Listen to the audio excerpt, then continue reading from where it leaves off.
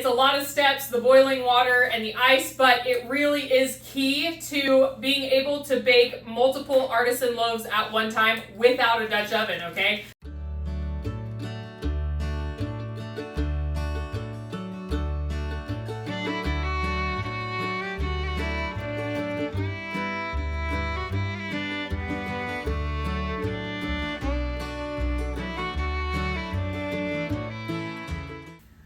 Hi you guys, welcome back to Kirshner Farmstead. If you are new to our channel, my name is Kirsty, and tonight we are going to be starting a overnight sourdough bread, okay? This is super simple. It does not involve a starter, okay? So this is going to be purely by letting the dough rest, you're going to develop this sour flavor. Now, it's not going to be quite as sour as like a traditional sourdough, it just isn't. But it does develop a lot of the same characteristics, okay? So I would say that this bread recipe is probably more on the difficult side purely because of all of the steps, okay? So the dough itself, really easy. So it's not that that is hard, and it's not that the whole process is actually that hard. It's just that there's a lot of steps that you have to follow, okay? So the first thing that you have to do is you are going to be starting the dough the night before you want to bake, okay? Because you're going to want to let it rest all night covered. You're not going to touch it, you're just going to let it proof, okay? So the first thing that you are going to do, and this recipe is extremely easy to tweak and make your own, okay? Like, so I'm going to make this one just a wheat loaf, and then this one is going to be a wheat loaf with some pumpkin seeds and flax seeds.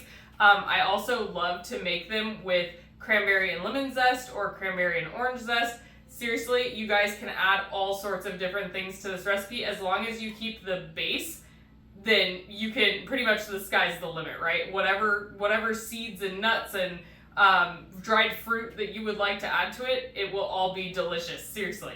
Okay, so the first thing is we have 2 cups of white flour. Now, if you prefer all white bread, then you can do 3 cups of white flour, okay? I prefer it with 2 cups of white flour and 1 cup of whole wheat flour, okay? So the first thing is we have 2 cups, we're making 2 separate loaves, obviously. So we have 2 cups of white all-purpose flour, and then we have 1 cup of whole wheat flour. And I'm going to add both of these in at the same time, okay?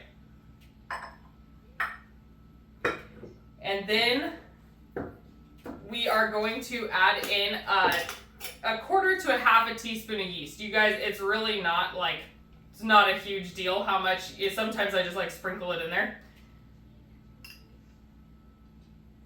All right, so I added a quarter of a teaspoon of yeast to each bowl. Now, this part is important, okay? You're going to mix together your flours or just your regular flour and your yeast, okay?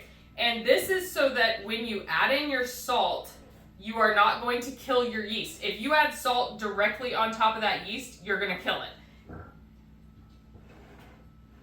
So what I like to do is I like to add in my yeast, mix it well into my flour. This is a no-knead recipe, technically. It's a no-knead recipe. So I am going to mix my yeast into my flour, and then I'm going to add my water, okay? This is a weird measurement, but 1 5/8 of a cup of water that we are going to add in here.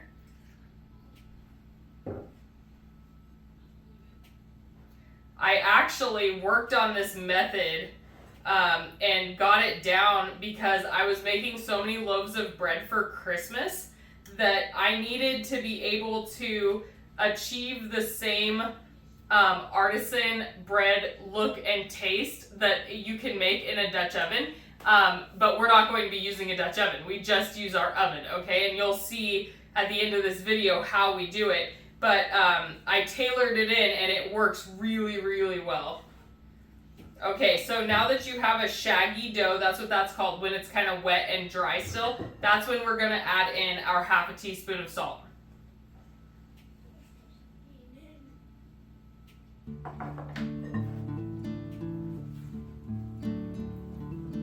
And then you are just going to use a rubber spatula until it is fully combined, okay?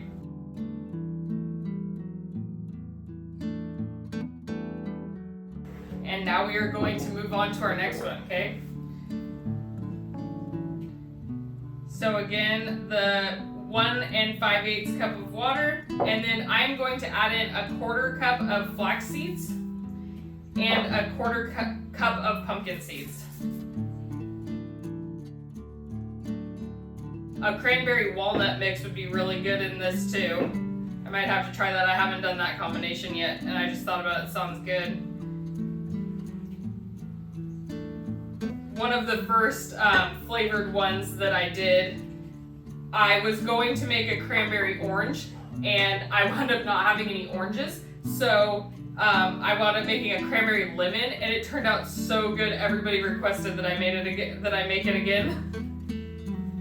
So if you want to do that, you add in about a 1/2 cup of dried cranberries and the zest from 1 lemon. All right, you guys, now you are going to use saran wrap, or I have this Glad press and seal wrap, but I wouldn't recommend using a wet flour sack towel like sometimes I will use over my bread. I wouldn't recommend doing that with this recipe because it has to sit for so long that your towel will dry out overnight, okay? So you really want to keep that moisture in there. Okay, you guys, that is it. And now I am going to go to sleep, and we will be back in the morning to show you how we do the folding process and then the baking process. All right, thanks for sticking around, guys. Good morning, you guys. It's been about 12 hours since we started our dough, and now we are going to start the folding process, okay? You are going to leave your dough in the bowl for this process, okay? And so the first fold is pretty sticky, but then as the gluten strands form, it's going to pull together more, and that's why we do this so many times, okay? So I'll do the first one, and then I'll pull you in for the second one, okay? So what you're going to do is you're going to put your hand down to the center of your dough and pull up and over towards the middle, okay? If you make your hand kind of a cup, up the side of your bowl and around, you get less dough on your hands, okay? I do this 5 times in kind of like a star pattern, okay? All right, you guys, now I am going to pull you in for this one, and we are going to do this 4 times, okay? So we're gonna do it this time, set a 30-minute timer, do it another time, set a 30-minute timer, until we get to 4 times, okay? All right, you guys, so I'll show you a close-up. You're going to put your hand down like this and fold towards the center. Down, towards the center. Until you do it 5 times, okay? And then we are going to just cover it up. See, this is going to stop happening as you do the fold more and more times. Okay, you guys, I apologize for the lighting. Our power went out. Good old California, right? Okay, so we are going to do our second fold, and as you can see, it is already a firmer dough than it was before, okay? See, it's not sticking to my hands like it was. All right, just like that.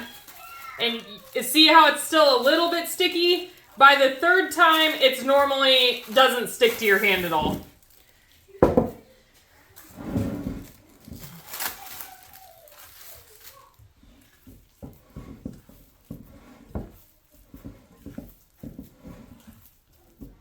There you go. All right, you guys, we'll be back for the 3rd turn. All right, you guys, we are on our 3rd fold. And as you can see, the dough is starting to come together more. It's not as sticky. And 5, okay. Every time that you fold it, it is going to get less and less sticky and just easier to work with, right? All right, we'll be back on the 4th fold. Okay, you guys, so our 4th and final fold is actually going to be the shaping, okay? So I am going to fold it first, in the bowl. Okay, just like we did before.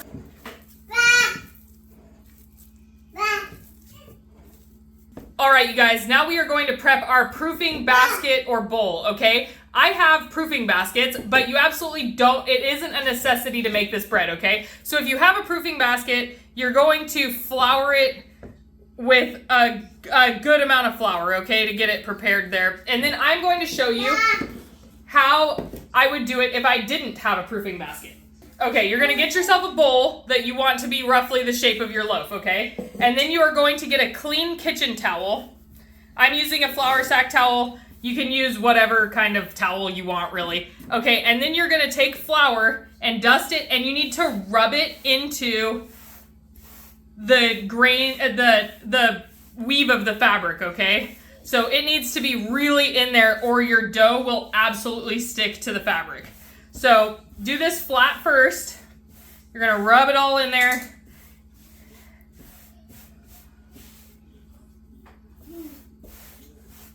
See how it's kind of going into the fabric? I'm gonna get some more along the edges because I do not want my dough to stick to this, okay? Okay, now you're gonna take your bowl and you are going to slide the towel over it and hope that it all doesn't fall off, right? Okay, so then I do like to take and sprinkle a little bit more just in case, okay guys? All right, now my basket and my bowl are both ready. So now we are going to shape our loaves. We're just gonna dust our surface and very carefully try to not pop all your bubbles. I know that shaping can sometimes do that anyways, but just don't overwork the dough, okay? So you're gonna kind of just pull in. You're not kneading, okay? So you're pulling in to make a loaf shape. Now this is going to be the bowl, so this is gonna be the round one. See how it kind of like made itself into a circle there? Now, this is important. You are going to put the seam side up, okay? So the seam is going to go up in your bowl. And now the good thing about using the towel is that you can just throw that over it and it'll proof for the next 45 minutes, okay? Now let's do the bread basket one.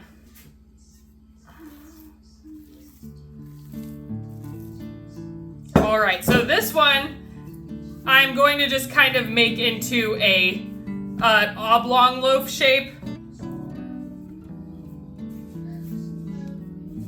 instead of a round loaf shape.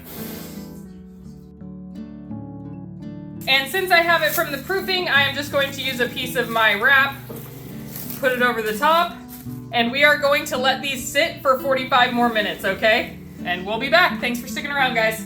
Okay, you guys, so 30 minutes before your timer goes off, you're going to put a baking pan that you don't care too much about in the bottom of your oven, okay? It can also be a cookie sheet. It just has to be able to hold about a quart of boiling water, okay? And then you are going to turn your oven on to 400 degrees to preheat. All right, guys, now our temp is up to 400 degrees and we are going to start a quart of water boiling and then we're going to get our dough onto our sheet, okay? Okay, you guys, we are going to get a cookie sheet that's big enough for both of our loaves and we are going to line it with parchment paper. It helps if your pan is a little bit damp because then the parchment paper will stick down to it, okay? Now we are going to take our loaves and we are going to flip them out onto the cookie sheet, okay? So there's that one. And let's see how we did dusting our flour sack towel. Oh, hey, it didn't stick, yay! All right, you guys, so now this part is really important. When you are going to scour the top of your bread, you need a really sharp knife, okay? So I take a little paring knife. You can also take a razor blade, but they dull super fast. So I use this little paring knife every single time I do my bread, and I sharpen it right before I cut the top, okay? All right, now you can get as fancy or as simple as you would like with these, okay? You can just do 3 cuts across. You can make like some cuts to make it look like a leaf. One of my favorites is when I'll cut, so I start about here and I cut straight down, okay? And see, it could have even been a little sharper. And then I do a little cut right at the top, not connected to that. And then I just go down like this. And what it comes out looking like is it comes out looking a bit like a branch with leaves coming off of it. Okay, and then for the round one, you can do something like cut like a star or a flower in the middle.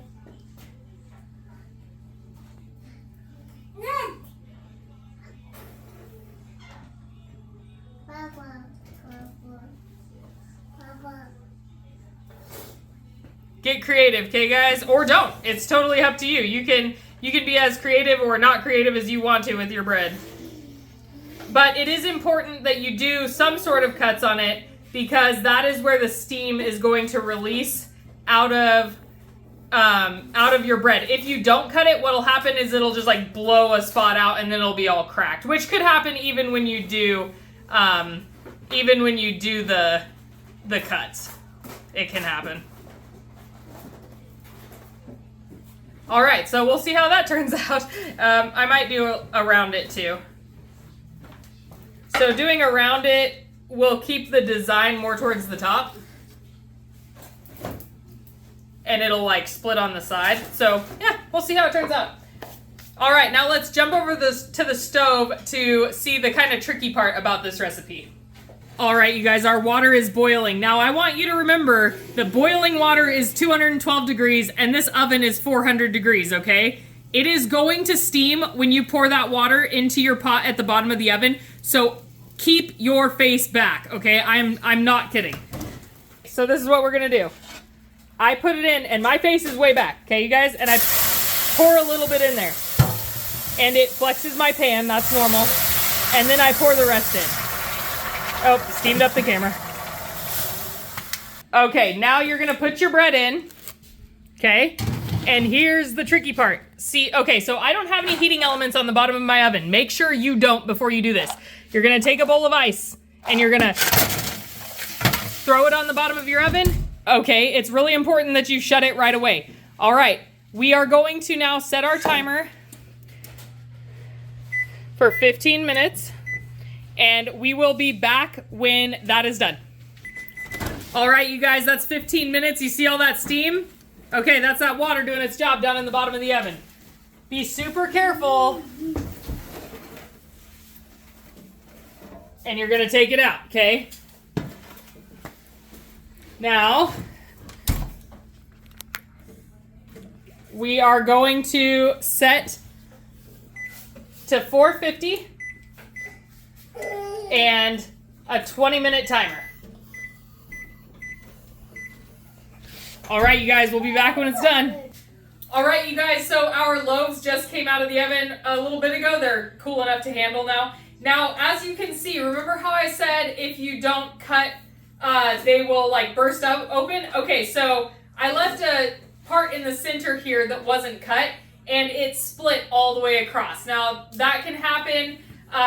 I just need to get a little better about my cuts, and hopefully I can get it so that that doesn't happen anymore. But here's the leaf pattern. This is actually one of my favorites. And yeah, so if you guys have any questions about this bread technique, please leave them in the comments below. I know that it's a lot of steps, the boiling water and the ice, but it really is key to being able to bake multiple artisan loaves at one time without a Dutch oven, okay? That the Dutch oven holds the steam in that the oven doesn't have, so you are creating that steam inside of your oven without the Dutch oven, okay? So, yes, I hope you guys enjoyed this video. If you did, then please like, subscribe, and share with your friends. And as always, have a blessed day. Bye!